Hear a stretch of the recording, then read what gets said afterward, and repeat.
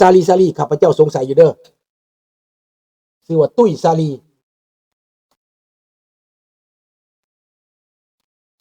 นี่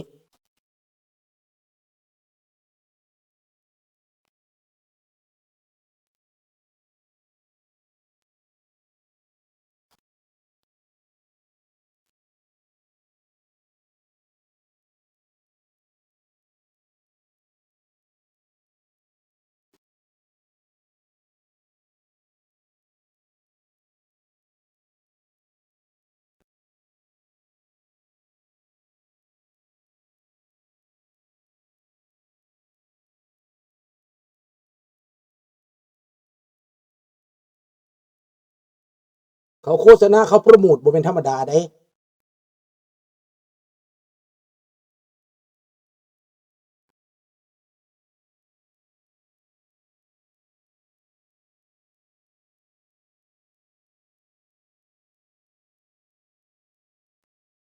เขาบุกฮอดโบสถ์พุ่นนะพี่น้อง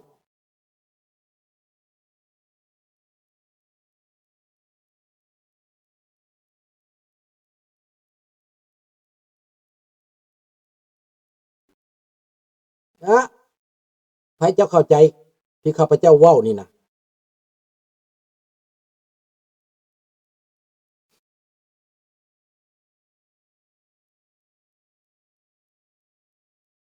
เคลื่อนไหว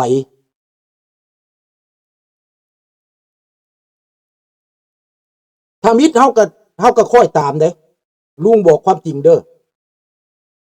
ถ้ามิดลุงค่อยตามเพราะว่าเฮาบ่เคยได้ยินว่าสันติภาพจักเทื่อเนาะเฮาได้ยินจังซี่เฮาก็ค่อยตามเด้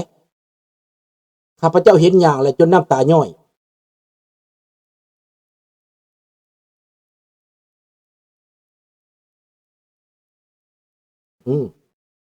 จนน้ำตาย้อยเบิ่งแล้วนะ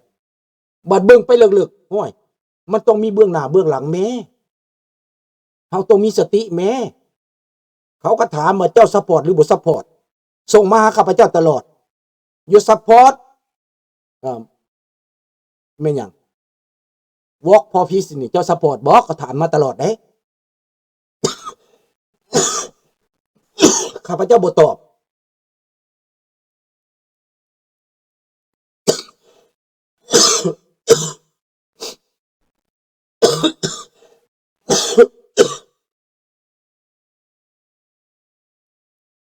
Facebook ของข้าพเจ้าเป็นภาษาลาวเด้อ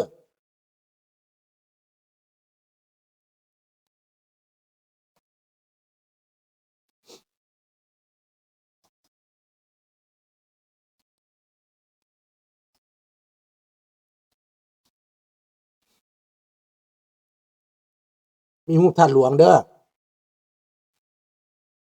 นี่ล่ะ Facebook ของข้าพเจ้า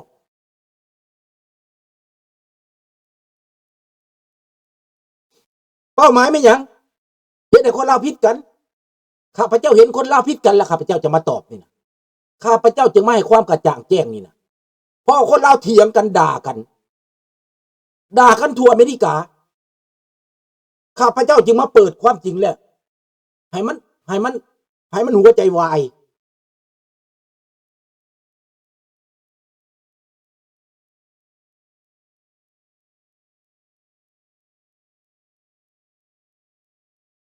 นะเป็นกระแสฟ้องสันติภาพกระแสฟ้องปฏิวัติเลยนี่นะหลอกลวงเลยนี่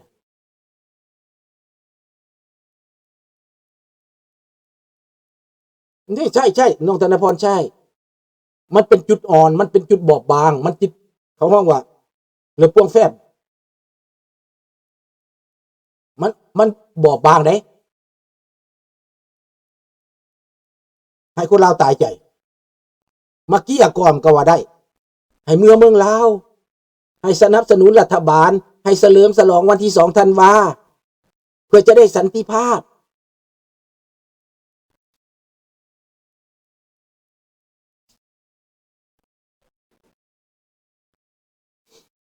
หนังสือลาวบ่ได้ยากดอก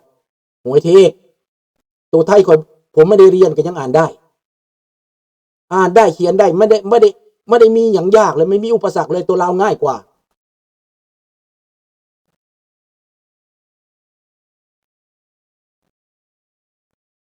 ถ้าเขียนบ่ได้เป๊ะบอกตีเข้าไป ChatGPT มันก็บอกโลดคนเดิมบวชเป็นพระแล้วเดินขอสันติภาพแล้วใครจะมอบสันติภาพให้ล่ะเขาไม่ได้หมายความว่าจะได้นะเขาจะได้ความดังความเด่นคนที่อื่นอีตามได้สื่อเสียงนะมีพรรคการเมืองหนุนพรรคการเมืองเดโมแครตอยู่เบื้องหลังนะแต่ถ้าพรรคการเมืองเดโมแครตหนุนหลังก็ได้เงินงบประมาณนะได้ค่าใช้จ่ายนะรู้จักไหมพรรคการเมืองที่คุณไปรับใช้เขาก็ให้เงินหนุนหลังเขาให้ฟันนะฟันไรซิ่งสองมาแล้วเดินไปคนให้เงินนะถึงมันว่าตัวหน้าเขาบ่ให้เขาก็ให้รับหลังแน่นอนเป็นเรื่องเงินเป็นเรื่องความเชื่อถ้าเชื่อแล้วก็ได้เงินจะเห็นบ่ตอนมหาจันดาอยากสร้างวัดอยู่อินเดียมหาจันดาลงโฆษณาทั่วอเมริกาเคยจำได้ไหมมีใครจำได้บ่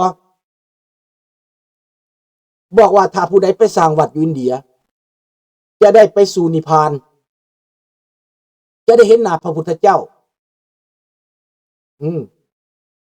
จะได้ไปสู่สุคติภพจะเป็นคนบุญ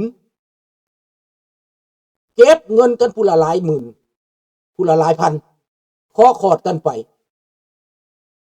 สุดท้ายแล้วมหาจันดาถอนเงินออกจากแอคเข้าไปสร้างวัดอินเดียเพิ่มอีก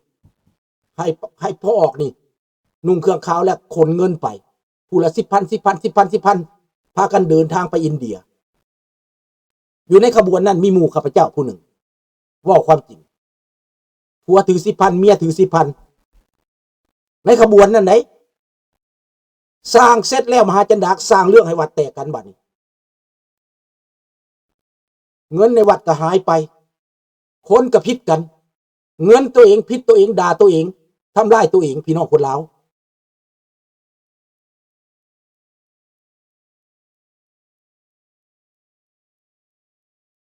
คนลาวพิษกันย้อนเงินแม่นบ่คนลาวพิษกันย้อนบุญแม่นบ่สุดนี้คนลาวพิษกันย้อนสันติภาพชอบใจเด้อพี่น้องเรื่องความจริงโปโลแล้วนะมื้อนี้ขอโอกาสอำลาพระจากตัวนี้ เพราะว่ามันไอ